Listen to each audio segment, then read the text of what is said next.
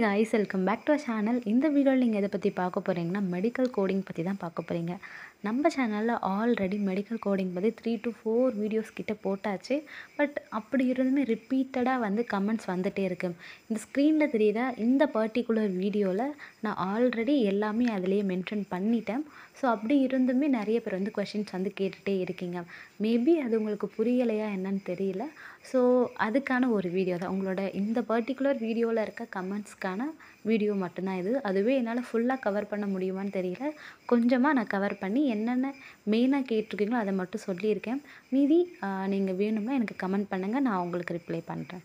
இங்கே ஒருத்தவங்க கமெண்ட் பண்ணியிருக்கீங்க, நான் பிஎஸ்சி மைக்ரோபயாலஜி யூஜி முடிச்சுட்டு பிஜி பண்ணுறது பெட்டரா இல்லை யூஜி டிஎம்எல்டி பண்ணிவிட்டு மெடிக்கல் கோடிங் பண்ணுறது நல்ல சேல்ரி வருமா மேம், கொஞ்சம் சொல்லுங்கள் ப்ளீஸ். ஓகே, இப்போ வந்து பார்த்திங்கன்னா நீங்கள் ஃபஸ்ட்டு மெடிக்கல் ப்ரொஃபஷ்னலில் போகணுமா இல்லை நான் மெடிக்கலில் போகணுமா அப்படின்றத ஃபஸ்ட்டு ஃபிக்ஸ் பண்ணிக்கோங்க. இப்போ நான் மெடிக்கலில் வந்து போனீங்கன்னா உங்களுக்கு இந்த ஒர்க் ஹவர்ஸ் வந்து ஒரு 8 hours அப்படி இருக்கும். நீங்கள் டேயில் மட்டும்தான் ஒர்க் பண்ணுற மாதிரி இருக்கும்.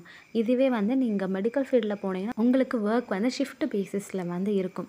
ஸோ இப்போ மெயினாக வந்து என்னோடய ஒப்பீனியன் வந்து கேட்டிங்கன்னா நீங்கள் ஹாஸ்பிட்டல் மெடிக்கல் சைடு போகிறது தான் என்னை பொறுத்த வரைக்கும் நான் பெஸ்ட்டுன்னு சொல்லுவேன். உங்களுக்கு வந்து மெடிக்கல் ஃபீல்டே பிடிக்கல, எனக்கு அந்த ஃபீல்டே வேண்டாம் அப்படின்னா நீங்கள் வந்து தாராளமாக மெடிக்கல் கோடிங் வந்து பண்ணலாம்.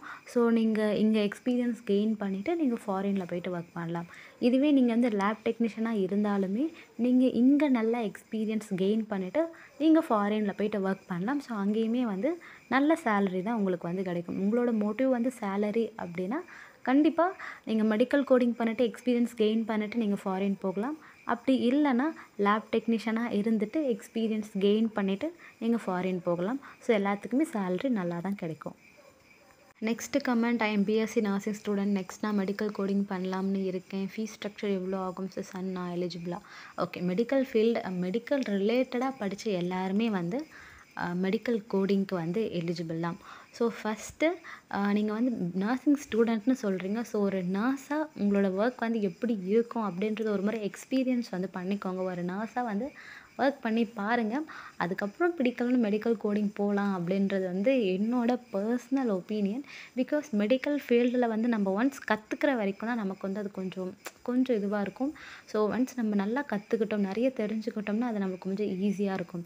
இதுவே நீங்கள் ஒரு ஃபேமிலி ரன் பண்ணுற ஸ்டேஜ் அப்படின்னா மெடிக்கல் கோடிங் பண்ணிவிட்டு டெய்லி நார்மல் டேஸில் நீங்கள் டியூட்டி போயிட்டு அதுக்கப்புறம் வீட்டுக்கு வர்றதெல்லாம் வந்து மெடிக்கல் கோடிங்க்கு பெஸ்ட்டாக தான் இருக்கும்.